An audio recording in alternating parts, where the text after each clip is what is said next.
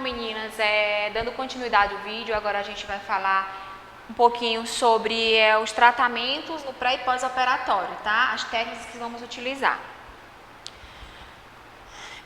Drenagem linfática pode ser indicada para eliminar edemas e pelas suas características de pressão suave e ritmo lento.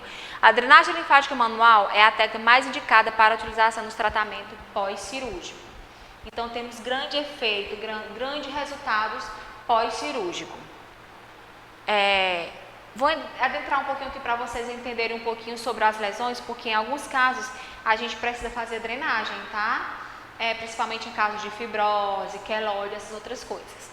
Então, temos aqui a lesão inicial de uma cirurgia, quando você faz a cirurgia que tem um corte, né? Inicia o processo inflamatório, no qual células fagocitárias migram para o local e reabsorvem restos celulares e sangue extravasado. Se desencadeia uma série de sinais clássicos da inflamação, que é o edema, o rubor, o calor e a dor. É a fase de agressão propriamente dita, é aquele corte pós-cirúrgico, né? Na qual ocorrem danos aos pequenos vasos sanguíneos e às células. Duram até 4 dias o início né, dessa inflamação, dependendo da extensão da área a ser cicatrizada e da natureza da lesão. Esta é a fase caracterizada por 2 processos que limitam a lesão tecidual. A homeostasia e a resposta inflamatória aguda. Nesta fase, a ferida apresenta edema, vermelhidão e dor. Então, temos aqui, gente, o início. Quando tem o corte, né? Aqui você vê que fica bem vermelho a região. Então, até 7 dias ela começa a vai ficando um pouco mais clara. A partir de 20 dias ela começa a diminuir, ficar esbranquiçada. Chegar a um certo tempo ela some. Algumas pessoas, outras não. Outras ficam com queloide, outras ficam com algumas, mas vai depender de cada organismo. Temos a fase regenerativa ou proliferativa, né? Dura em torno de dura de 1 a 14 dias, podendo chegar até 21 dias, né? Para que aquela região fique bem cicatrizada. É a fase em que os fatores de crescimento recrutam a proliferação dos fibroblastos e a síntese de colágeno. Então, a partir de 21 dias que vai começando a regenerar o colágeno, né? Porque foi feito aquele corte, então ele teve uma dissecção, cortou, né? Perdeu o contato de uma região para outra. Então, ela tem até 21 dias para que eles se unam e comecem a ter a restauração. Nesta fase, ocorre a formação do tecido de granulação, com início de repitalação e diminuição da ferida. Ou seja, temos a fase inflamatória, que é a fase do corte, a proliferativa, que é a fase que vai melhorando a cicatrização, e a fase de reparação, quando finaliza realmente que o tecido está se reparado, colágeno, fibras, tudo.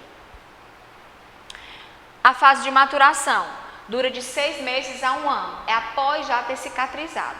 Aí é onde acontece, pessoal, nessa fase de maturação, onde você pode aparecer com algumas pessoas o queloide, né?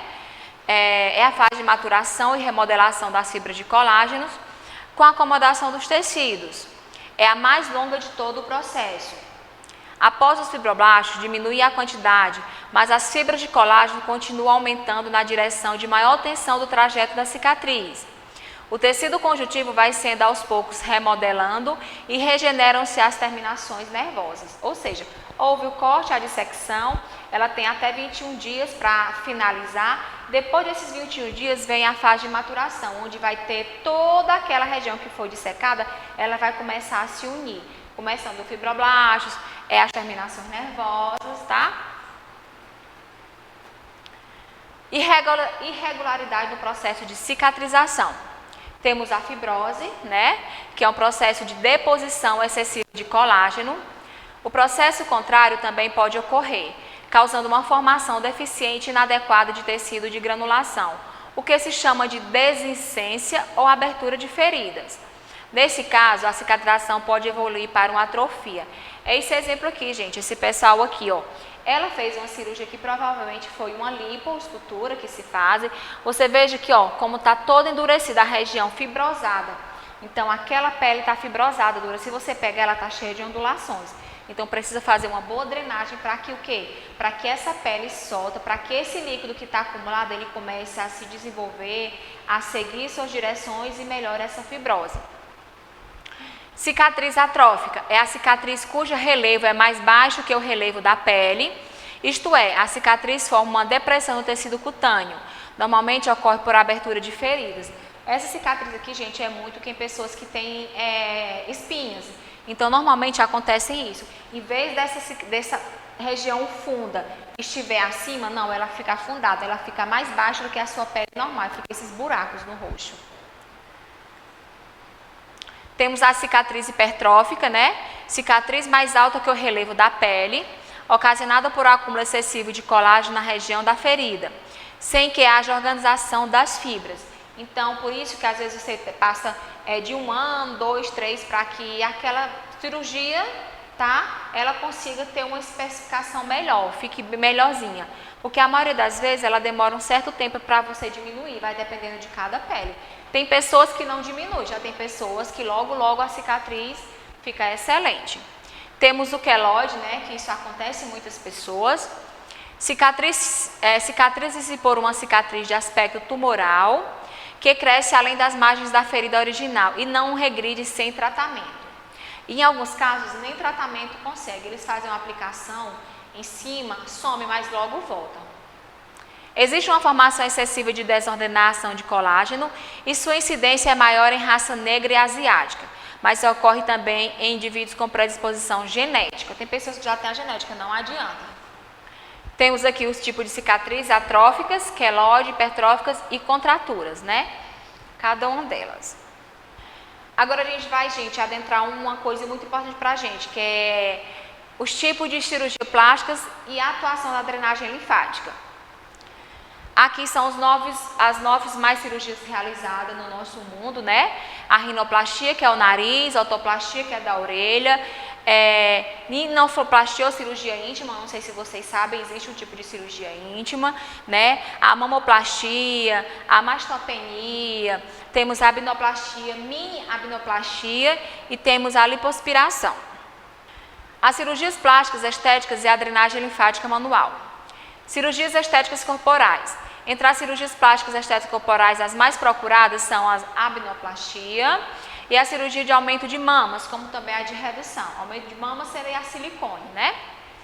Atualmente, com o crescimento do número de cirurgias para redução do estômago, após a qual o indivíduo chega a emagrecer até 50 quilos, vem crescendo também a procura por dermolipectomia, que é a mesma coisa de abdominoplastia, é a mesma coisa, que é a cirurgia com remoção de excesso de pele.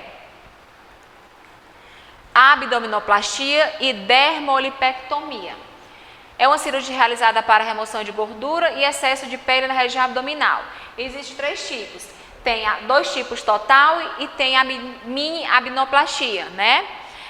A abnoplastia total, indicada para pessoas acima de 45 anos, que apresentam grande flacidez na pele, camada adiposa variável e flacidez dos músculos abdominais.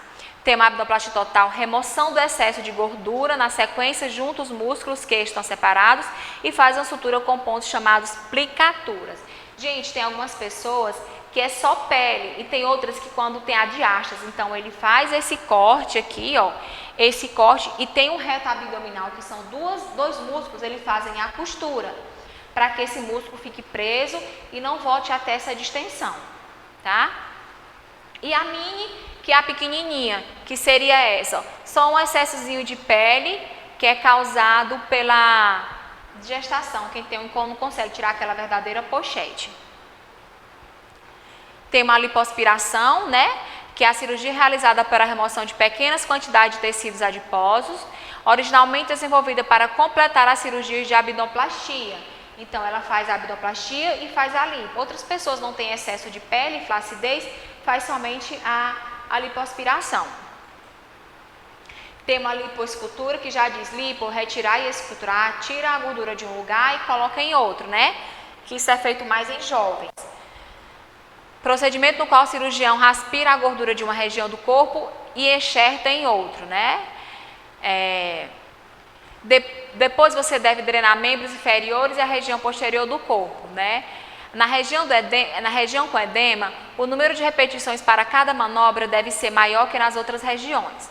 Não se recomenda a utilização de cremes ou óleos para a execução das manobras, tá? Então assim, você pode usar algum óleozinho, normalmente eles usam óleo de girassol, né? Porque como tá com edema, tá com cicatriz, às vezes pode inflamar, certo? E hoje, ultimamente, está sendo o auge nos pós-operatório de cirurgia plástica, essas bandagens.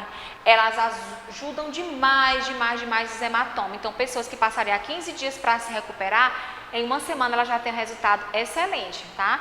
Então, na mesa de cirurgia já é colocada essas bandagens, tá? E com 7 dias você retira e começa a sua drenagem. Porque enquanto não retirar, não tem como você fazer a drenagem, né? Pode fazer em outras regiões. Cirurgia de mamas, né? Tem uma mastoplastia de aumento, que é colocar silicone, mastoplastia de redução, que é diminuir o tamanho da mama, mastopexia, que é a correção da mama, e a correção da simetria. Então, temos 4 tipos de cirurgias de mamas. Então, aqui a gente vai agora ver a aplicação da técnica. Eu não vou mostrar detalhado para vocês, porque vai ficar muito grande e um pouco enjoativo. Na aula prática, nós vamos colocar os slides e vamos lendo e fazendo cada técnica. Vou só demonstrar para vocês entenderem um pouquinho. É preciso que o profissional e cliente estejam confortáveis, o ambiente deve ser arejado, ter temperatura e iluminação agradáveis, encontrar-se limpo e arejado, organizado. O posicionamento do cliente na maca é muito importante, pode ser em decúbito dorsal, de barriga para cima, decúbito lateral e decúbito ventral, de barriga para baixo, vai depender da região que você vai fazer a drenagem. A cabeça deve estar apoiada por um travesseiro. Caso ele tenha edema em membros inferiores, é interessante a utilização de um travesseiro anatômico embaixo dos joelhos para favorecer o retorno venoso.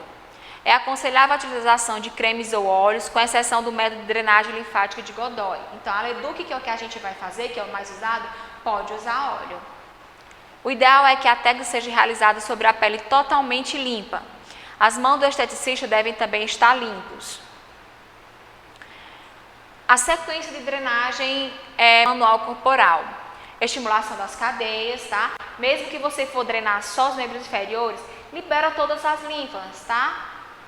Tem maior eficiência, maior eficácia. Aí, cada manobra de bombeamento deve ser executada por 5 repetições. Isso não vem, pode fazer 5, 10, 15, o quanto você quiser. Não é padrão nenhum. Em movimentos lentos e suaves, com intervalo de 1,5 segundos entre cada movimento. Aí, estímulo da ampola torácica logo abaixo do osso tifoide, através da respiração profunda. Então, a gente faz a execução do bombeamento supraclavicular, infraclavicular, axial, a gente faz inguinal, poplíteo, a gente faz do calcanhar, tá? Então, aqui vem falando cada local que você tem que fazer primeiro o seu bombeamento. Ó, paraesternais, fossa cubital, inguinais, fossa poplítea e região malleolar, lá embaixo. Então, ó, vem falando de cada região aqui que você deve fazer. Os da drenagem facial e da drenagem corporal. O tratamento deve ser iniciado pelos membros superiores e os movimentos realizados no sentido proximal para distal, né? Primeiro esvaziar-se os linfonodos, depois se encaminha dos linfonodos para a linfa, que está mais próxima deles. Por último, busca-se a linfa que se encontra na região mais distante para direcioná-la também aos linfonodos. Após o esvaziamento das cadeias de linfonodos, iniciar os movimentos de drenagem linfática manual da região anterior do corpo. Ou seja, você faz primeiro da região anterior, você vai fazer uma drenagem corporal do corpo todo. Faço a liberação dos linfonodos, certo? Começo a drenagem de decúbito dorsal, que é de barriga para cima. Depois que eu fizer encaminhar todos os linfonodos, faço o bombeamento e peço ela para virar. Continuo fazendo minha drenagem. Depois que eu terminar a região posterior, peço novamente ela para ficar de frente e termino a drenagem para completar o ciclo. Aqui, o início dos tipos de bombeamento, né? Cada um explicando. Inguinal, poplítea, malleolar, né? A posição decúbito dorsal, a gente pode iniciar pelos braços, vai ficar a critério de você, como você quer iniciar. As figuras explicam cada um deles, como é feito, tá? Ó, nessa aqui, pessoal, ela está começando, ó, de proximal para distal. Então, ela começa do início para depois ela descer, ó, ela vem descendo, certo? todo tipo de manobras, como explicando direitinho. Ela já fez o braço, ela agora está descendo para o antebraço, né? Eu não posso começar uma drenagem linfática do braço todo, começando pelo punho, eu venho começar daqui, certo? Como também pode acontecer quando a gente for fazer a drenagem, né? Eu normalmente faço assim, eu ativo, bombeio toda a região, começo pelo punho, mas eu começo de quê? De proximal do cotovelo e venho descendo. Depois eu venho proximal do ombro, depois eu venho, faço bombeamento e faço inguinal. Isso eu vou explicar para vocês, tá bom? O antebraço, né? E vou finalizar aqui para na próxima aula a gente dar continuidade no decúbito dorsal das mãos às manobras, tá bom?